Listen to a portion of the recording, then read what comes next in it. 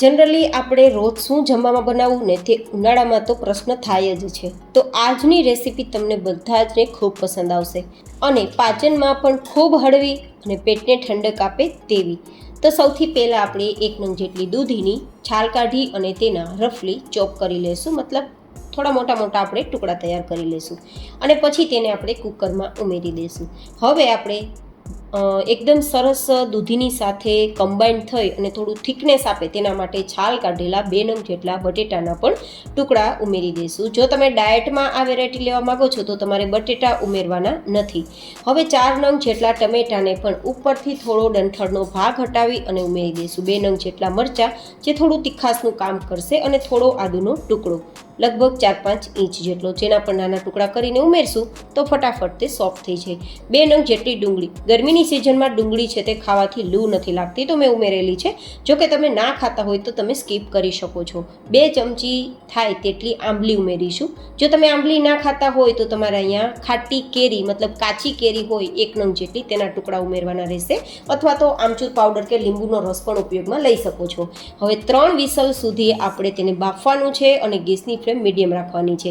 ત્યાં સુધીમાં એક સ્પેશિયલ મસાલો તૈયાર કરવા માટે 1 ચમચી જેટલી અડદની દાળ, અડધી ચમચી જેટલું આખું જીરું, અડધી ચમચી જેટલા આખા ધાણા ઉમેરી દેશું. સાથે 2 નંગ મોટી એલચી, જેને કાળી એલચી કહેવાય, હોય તો ઉમેરજો, નહીં તો સ્કીપ કરી શકો છો.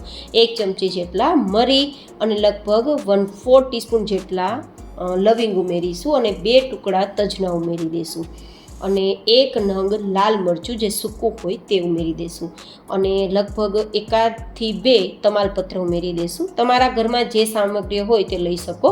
અડધી ચમચી મેથી દાણા ઉમેરી દઈશું અને પછી તેને એકદમ લાઇટ વેટ શેકી લઈશું. આપણા મસાલા બળે નહીં તે રીતે આપણે તેને શેકવાનું છે. શેકાઈ ગયા બાદ તેને નીચે ઉતારી પરફેક્ટ ઠંડા કરવાના છે. તો તે ઠંડા થાય ત્યાં સુધીમાં આપણે એક બેટર બનાવી લઈએ જે સ્પંજી ઇડલી તૈયાર કરશે. અને ઇન્સ્ટન્ટ ઇડલી અને એકદમ ગ્લુટન ફ્રી ઇડલી તૈયાર કરવા માટે 500 ગ્રામ જેટલો મેં રવો લીધો છે. તેમાં આપણે 1.5 નાની ચમચી જેટલું નમક ઉમેરી દઈશું અને થોડું ગરમ પાણી ઉમેરી અને બેટર તૈયાર કરીશું. જ્યારે પણ તમને ફટાફટ ઇડલી ખાવાની ઈચ્છા થાય ત્યારે પણ તમે આ રીતે ઇડલી તૈયાર કરી શકો છો અને આજની વેરાયટીમાં તો 4 ચાંદ લગાવી દેશે તેવો ટેસ્ટ આપશે. હવે 5 મિનિટ આપણે છોડી દઈશું તો રવો એકદમ સરસ ફૂલી જશે. આપણા મસાલા જે શેક્યા તે પણ ઠંડા થઈ ગયા છે તો મિક્સર જારમાં લઈ લઈશું અને તેમાં આપણે થોડા બીજા મસાલા ઉમેરીશું, જેમ કે અડધી નાની ચમચી જેટલો હળદર પાવડર અને 1 નાની ચમચી જેટલું લાલ મરચું પાવડર અને સાથે 1/4 ટીસ્પૂન જેટલું નમક ઉમેરી દઈશું અને પાવડર તૈયાર કરી લઈશું. તો આપણો એકદમ સરસ પાવડર તૈયાર થઈ ગયો છે. તેને આપણે સાઈડમાં રાખી દઈશું. તમે એરટાઇટ બોક્સમાં ભરીને પણ 6 મહિના સ્ટોર કરી રાખી શકો છો, એની ટાઈમ યુઝ કરી શકો છો. હવે કુકરમાં પણ 3 સીટી આવી ગઈ છે અને બધા જ શાકભાજી એકદમ સરસ સોફ્ટ થઈ ગયા છે. તો હવે આપણે તેને મેશ કરી લઈશું. આ રીતે ચેક કરતાં બટેટું સોફ્ટ છે તો મીન્સ બધા જ શાકભાજી સોફ્ટ થઈ ગયા હશે. અને જો તમારી ઈચ્છા હોય તો ટમેટાની છાલને પણ કાઢી શકો છો અને ના ઈચ્છા હોય તો તમે ટમેટાની છાલ સાથે જ તેને ગ્રાઇન્ડ કરી શકો છો. તો હવે આ પાણી કાઢવાનું નથી, પાણી સાથે જ આપણે બ્લેન્ડર ચલાવી દઈશું તો એકદમ સરસ આપણી ગ્રેવી તૈયાર થઈ જશે, મતલબ વેજીટેબલ ગ્રેવી. તો આ રીતે આપણી ગ્રેવી તૈયાર થઈ ગઈ છે. તો હવે આપણે તડકો તૈયાર કરી લઈશું અને તડકો તૈયાર કરવા માટે 3-4 ચમચી જેટલું તેલ ગરમ કરીશું. જો કે તમે તેમાં વધઘટ કરી શકો છો તમારી ચોઈસ પ્રમાણે. હું અત્યારે 6 ચમચી જેટલો તડકો તૈયાર કરું છું, કારણ કે એક્સ્ટ્રા 2-3 ચમચી જેટલો તડકો મારે બીજી સામગ્રીમાં ઉપયોગમાં લેવો છે, એટલા માટે તમે 2 ચમચી જેટલા તડકાથી પણ આ વેરાયટી તૈયાર કરી શકો છો. થોડી આપણે રાઈ, હિંગ અને સૂકું લાલ મરચું ઉમેરીશું. થોડા લીલા લીમડાના પાન ઉમેરી દઈશું, મીઠા લીમડાના પાન. અને પછી આપણે જે તૈયાર કરેલું છે ને, મતલબ આપણા શાકભાજી જે ગ્રેવી તૈયાર કરી છે ને તેને ઉમેરી દઈશું. મેં આમાંથી થોડો તડકો કાઢી લીધો છે. હવે આ રીતે બધી જ વસ્તુ ઉમેર્યા બાદ સરસ મિક્સ કરી દઈશું અને આપણે જે મસાલો તૈયાર કર્યો છે ને, જેને આપણે રસમ મસાલો પણ કહી શકીએ, તો 2 ચમચી જેટલો રસમ મસાલો ઉપયોગમાં લેશું. બાકીનો મસાલો એરટાઇટ બોક્સમાં ભરીને સ્ટોર કરી દેશું. કોઈ પણ દાળમાં, સાંભારમાં કે રસમમાં તમે એની ટાઈમ યુઝ કરી શકો. 1 ચમચી જેટલું નમક ઉમેરી દઈશું અથવા સ્વાદ પ્રમાણે નમક ઉમેરી શકાય. હવે કલર માટે કાશ્મીરી લાલ મરચું પાવડર લગભગ 2 ચમચી જેટલું ઉમેરીશું. જો કે તમારી ટેસ્ટ પ્રમાણે વધઘટ કરી શકો છો.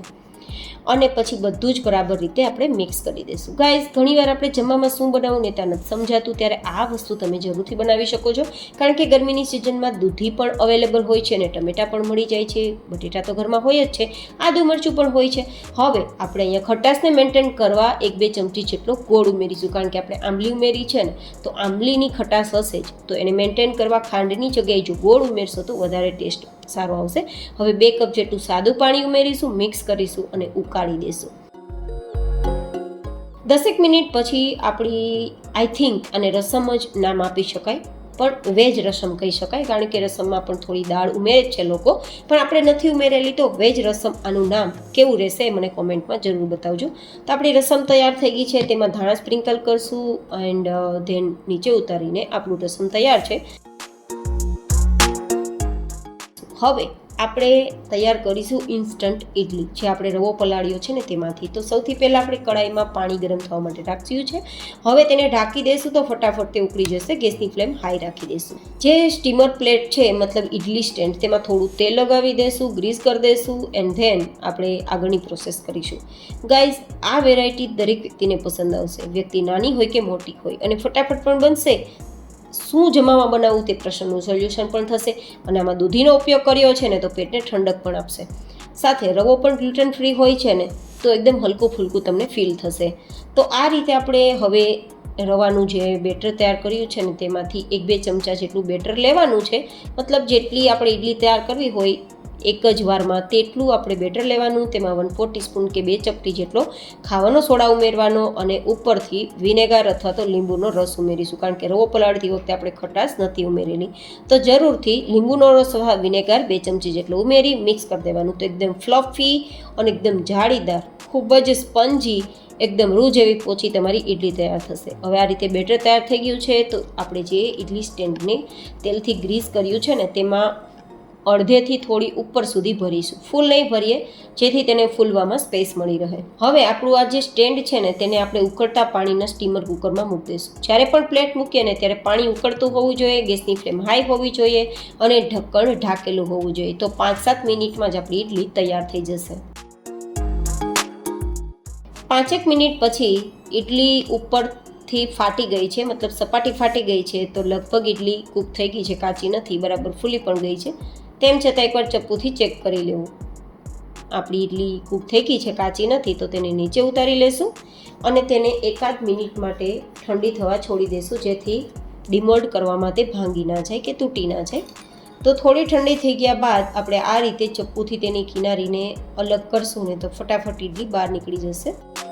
તો તમે જોઈ શકો છો કે ભરપૂર જાળી છે, એકદમ સ્પંજી છે, અને આટલી જાળીને સ્પંજી હોવાના કારણે ઇડલી આપણી સોફ્ટ જ હશે. એ મારે તમને કહેવાની જરૂર બિલકુલ નથી. તમે જોઈ શકો છો, જુઓ તમે દબાવતા ફટાફટ તે ઉઠીને ઉપર આવે છે, મતલબ એકદમ સ્પંજી છે. અને તમને મારી આજની આ સમર સ્પેશિયલ ડિશ કેવી લાગી તે પણ મને કોમેન્ટમાં બતાવજો. તો જરૂર ટ્રાય કરવા જેવી આજની મારી આ રેસીપી પસંદ આવી હોય તો લાઈક કરજો, અને ચેનલ પર નવા હોય તો ચેનલને સબસ્ક્રાઈબ કરી બાજુમાં આપેલું બેલ બટન અને ઓલ પર જરૂરથી ક્લિક કરજો, જેથી મારા નવા વિડીયો તમને ફટાફટ મળતા રહે. અને મારી મહેનત પસંદ આવે તો તમે કોમેન્ટ પણ કરી શકો છો, અને બીજા લોકોને હેલ્પફુલ થાય તેવું લાગે તો શેર પણ કરી શકો છો. ફરી મળીશું એક નવી એન્ડ હેલ્ધી રેસીપી સાથે. ત્યાં સુધી stay healthy and stay happy.